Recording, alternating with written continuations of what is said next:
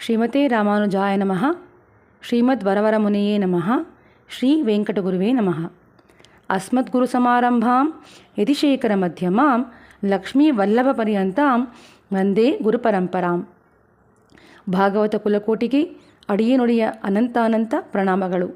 ಆಚಾರ್ಯರ ಪಾದಾರವಿಂದಗಳಿಗೆ ನಮಿಸುತ್ತಾ ಮಾರ್ಹಳಿ ಮಾಸದ 11ನೇ ಶುಭ ದಿನಕ್ಕೆ ನಿಮಗೆಲ್ಲರಿಗೂ ಹೃದಯಪೂರ್ವಕ ಸ್ವಾಗತವನ್ನು ಕೋರುತ್ತಿದ್ದೇನೆ. ತುಲ್ಯಶೀಲಾ ವಯೋವೃತ್ತಾಂ ತುಲ್ಯಾಭಿಜನ ಲಕ್ಷಣಾಂ ರಾಘವೋರ್ಹತಿ ವೈದೇಹೀಂ ತಂ ಶೇಯಂ ಅಸಿತೇಕ್ಷಣ. ಸೀತಾದೇವಿಯನ್ನು ಹನುಮಂತನು ಅಶೋಕವನದಲ್ಲಿ ಮೊದಮೊದಲು ಕಂಡು ನಮಸ್ಕರಿಸಿದಾಗ ಈಕೆ ರಾಮನಿಗೆ ಎಲ್ಲ ವಿಧದಲ್ಲೂ ಸಾಮ್ಯತೆ ಅದಾಗಿ ಸಮಾನತೆಯನ್ನು ಹೊಂದಿದವಳಾಗಿದ್ದಾಳೆ ಎಂದು ಕೊಂಡಾಡಿದ್ದಾನೆ.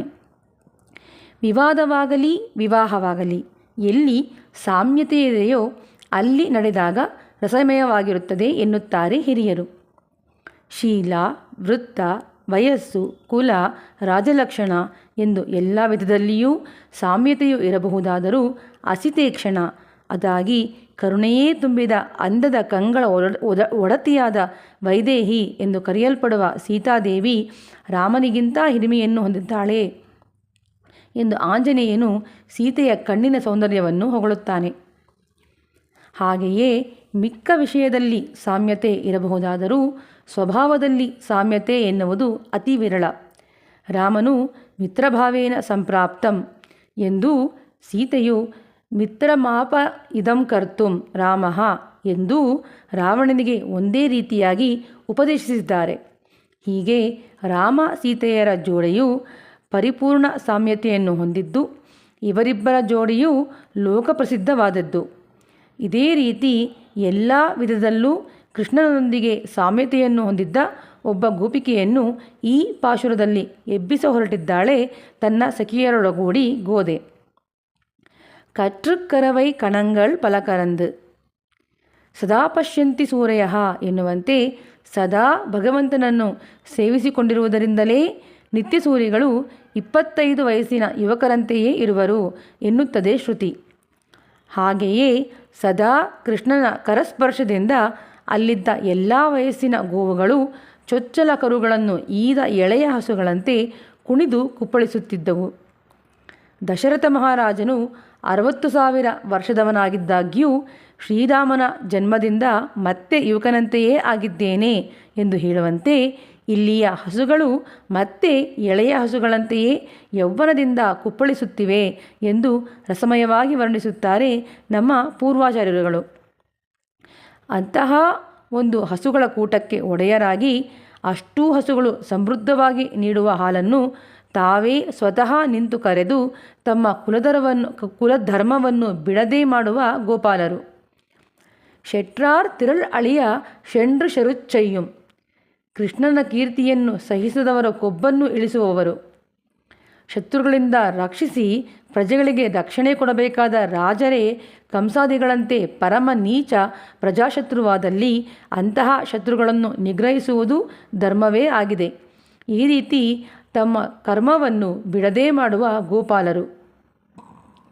ಈ ಗೋಪಾಲರ ವಿಶೇಷ ಸ್ವಭಾವವನ್ನು ವರ್ಣಿಸುತ್ತಾ ಆಂಡಾಳ್ ಕುಟ್ರಮುನಿಲ್ಲಾದ ಕೋವಲರ್ ಎನ್ನುತ್ತಾಳೆ. ಈ ಪಾಶುರಕ್ಕೆ ಹೊಂದಿದಂತೆ ಪೂರ್ವಾಚಾರ್ಯರ ಐತಿಹ್ಯ ನಿರ್ವಾಹದಲ್ಲಿ ವಿಶೇಷವಾಗಿ ಏನನ್ನೂ ತೋರಿಸಿಲ್ಲವಾದರೂ ಈ ಕುಟ್ರಮುನಿಲ್ಲಾದ ಕೋವಲರ್ ಎನ್ನುವ ಸಾಲಿಗೆ ಹೊಂದುವಂತೆ ಸ್ವಾಮಿ ಆಯಿಜನನ್ಯಾಚಾರ್ಯರು ತಮ್ಮ 4000 ಪಡಿ ವ್ಯಾಖ್ಯಾನದಲ್ಲಿ ಶ್ರೀರಾಮಾಯಣದ ದೃಷ್ಟಾಂತವೊಂದನ್ನು ಉಲ್ಲೇಖಿಸಿ ತೋರಿಸಿದ್ದಾರೆ ಎಂಬುದನ್ನು ಕಾಣಬಹುದು. ಹನ್ಯಾಮಹಮಿಮಾಂ ಪಾಪಾಂ ಕೈಕೇಯೀಂ ದುಷ್ಟಚಾರಿಣೀಂ ಯದಿಮಾಂ ಧಾರ್ಮಿಕೋ ರಾಮೋ ನಾ ಸೂಯೇನ್ ಮಾತೃಘಾತಕಂ ಎಂದು ಭರತನು ಅತ್ಯಂತ ಮನನೊಂದು ಹೇಳಿದ ಮಾತನ್ನು ವಾಲ್ಮೀಕಿ ರಾಮಾಯಣದ ಅಯೋಧ್ಯಕಾಂಡದಲ್ಲಿ ಕಾಣಬಹುದು. ಶ್ರೀರಾಮನನ್ನು ಕಾಡಿಗಟ್ಟಿ ತನ್ನ ತಂದೆಯ ಮರಣಕ್ಕೆ ಕಾರಣವಾದವಳು ತನ್ನನ್ನು ಹಡೆದ ತಾಯಿ ಕೈಕೇಯಿ ಎಂದು ತಿಳಿದ ಒಡನೆ ಅತ್ಯಂತ ಕ್ಲೇಶಕ್ಕೊಳಗಾದ ಭರತನು ಶ್ರೀರಾಮನನ್ನು ಕಾಡಿಗಟ್ಟಿ ಭಗವತ್ ಅಪಚಾರವನ್ನೂ ಅವನೊಟ್ಟಿಗೆ ಲಕ್ಷ್ಮಣನೂ ಸೇರಿ ಹೋದ್ದರಿಂದ ಭಾಗವತ ಅಪಚಾರವನ್ನು ಒಟ್ಟಿಗೆ ಎಸಗಿದ ದುಷ್ಟಚಾರಣಿಯಾಗಿದ್ದಾಳೆ. ಇಂತಹ ಹೇಯ ಕೃತ್ಯವನ್ನು ಎಸಗಿದ ಪಾಪಿಯಾದ ಈ ಕೈಕೇಯಿಯನ್ನು ನಾನು ಕೊಂದು ಬಿಡುತ್ತೇನೆ. ಇಂಥ ಪಾಪಿಷ್ಟಿಯನ್ನು ಕೊಲ್ಲುವುದರಿಂದ ಧರ್ಮಹಾನಿಯೂ ಆಗದು. ಆದ್ದರಿಂದ ಶ್ರೀರಾಮನೂ ನನ್ನನ್ನು ದ್ವೇಷಿಸಲಾರ ಎಂದು ಮನನೊಂದು ಭರತನು ಹೇಳಿದ ಮಾತನ್ನು ಇಲ್ಲಿ ಉಲ್ಲೇಖಿಸುತ್ತಾ, ಶ್ರೀರಾಮಾಯಣದ ಮಾತಿನಂತೆ ಭಾಗವತರ ವಿಷಯದಲ್ಲಿ ತಪ್ಪಾಗಿ ನಡೆದುಕೊಂಡವರನ್ನು ಕೊಂದರೂ ಧರ್ಮಹಾನಿಯಾಗದು. ಆದ್ದರಿಂದ ಕೃಷ್ಣನಿಗೆ ಕೇಡು ಉಂಟು ಮಾಡುವವರನ್ನು ಹಿಂದೂ ಮುಂದೂ ಯೋಚಿಸದೆ ಕೊಲ್ಲುವ ಸಾಮರ್ಥ್ಯ ಹೊಂದಿರುವಂತಹ ದೋಷದ ಲವಲೇಶ ಸೋಂಕೂ ಇಲ್ಲದ ಗೋಪಾಲರು ಎಂದು ಆಂಡಾಳ್ ಹೇಳಿದ ಕುಟ್ರಮು ನಿಲ್ಲಾದ ಕೋವಲರ್ ಎನ್ನುವ ಮಾತಿಗೆ ಅತ್ಯದ್ಭುತವಾದ ವರ್ಣನೆಯನ್ನು ನೀಡಿದ್ದಾರೆ ಸ್ವಾಮಿ ಐ ಜನನ್ಯಾಚಾರ್ಯರು. ಅದಾಗಿ ಭಾಗವತ ವಿಷಯದಲ್ಲಿ ಅಪರಾಧ ಎಸಗಿದವರಿಗೆ ಎಂದಿಗೂ ಕ್ಷಮೆ ಎನ್ನುವುದು ದೊರಕದು. ಅಂತಹ ಅಪಚಾರಿಗಳು ಕ್ಷಮೆಗೆ ಅರ್ಹರಲ್ಲ ಎಂಬ ಸ್ಪಷ್ಟ ವಿವರಣೆಯನ್ನು ಈ ಮೂಲಕ ನೀಡುತ್ತಿದ್ದಾರೆ ಸ್ವಾಮಿ ಐ ಜನನ್ಯಾಚಾರ್ಯರು. ಇವರ ಈ ಹಿತೋಪದೇಶದ ಶ್ರೀನುಡಿಮುತ್ತನ್ನು ವೇದವಾಕ್ಯವಾಗಿ ಪರಿಗಣಿಸಿ ನಡೆಯುವುದೇ ಈ ಆತ್ಮಕ್ಕೆ ಹಿತಕರ ಅಲ್ಲವೇ?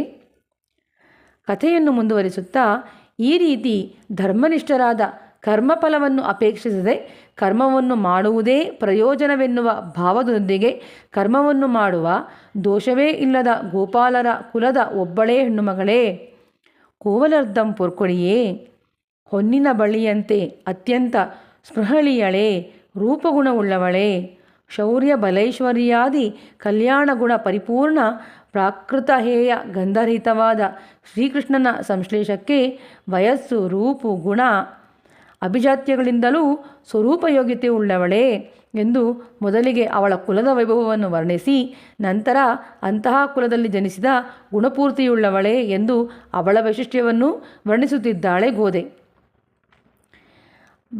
ಭಾಗವತ ವೈಶಿಷ್ಟ್ಯವನ್ನು ಕೊಂಡಾಡುವುದೇ ಒಬ್ಬ ಶ್ರೀವೈಷ್ಣವನ ನಿಜ ಲಕ್ಷಣ.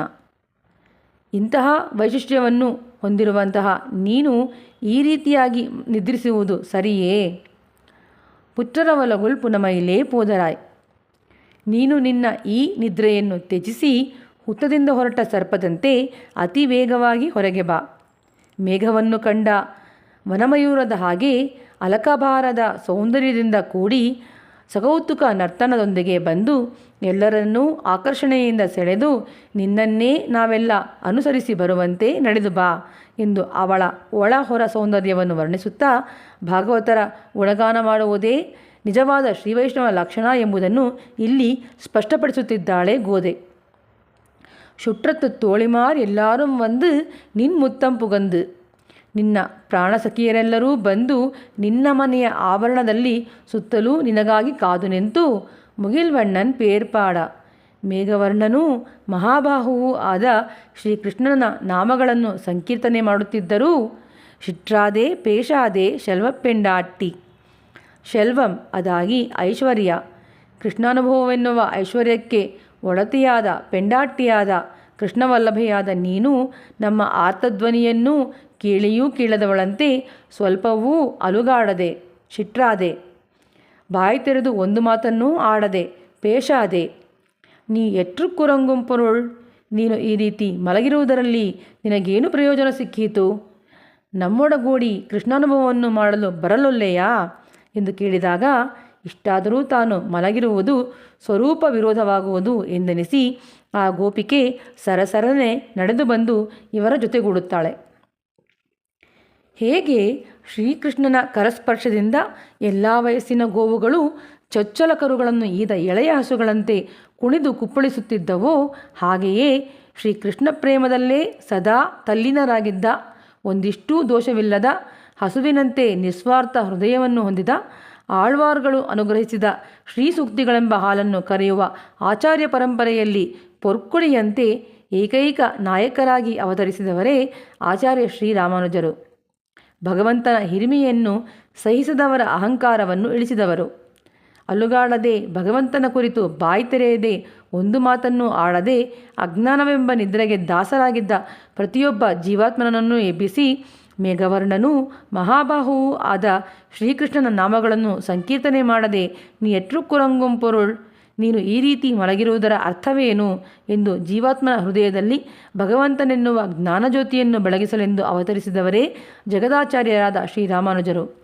ಇಂತಹ ಶ್ರೇಷ್ಠತಮ ಆಚಾರ್ಯರ ಪರಂಪರೆಯಲ್ಲಿ ಅವತರಿಸಿ ಆಚಾರ್ಯ ಶ್ರೀರಾಮಾನುಜರ ಮಾರ್ಗವನ್ನು ನಮಗೆ ತೋರಿಸಿಕೊಟ್ಟ ನಮ್ಮ ಪೂರ್ವಾಚಾರ್ಯರುಗಳ ಪಾದಾರವಿಂದವನ್ನು ಆಶ್ರಯಿಸಿ ಅವರು ಅನುಗ್ರಹಿಸಿದ ಶ್ರೀನುಡಿಮುತ್ತುಗಳ ಭಾವಾರ್ಥವನ್ನು ಅರ್ಥೈಸಿಕೊಂಡು ಅಂತೆಯೇ ನಡೆದು ಭಗವತ್ಕೃಪೆಗೆ ಪಾತ್ರರಾಗೋಣ ಎನ್ನುತ್ತಾ ಅಸ್ಮದಾಚಾರ್ಯರ ಪಾದಾರವಿಂದಗಳಿಗೆ ನಮಿಸುತ್ತಾ ಇಂದಿನ ಈ ಸಂಚಿಕೆಗೆ ಮಂಗಳ ಹಾಡುತ್ತಿದ್ದೇನೆ.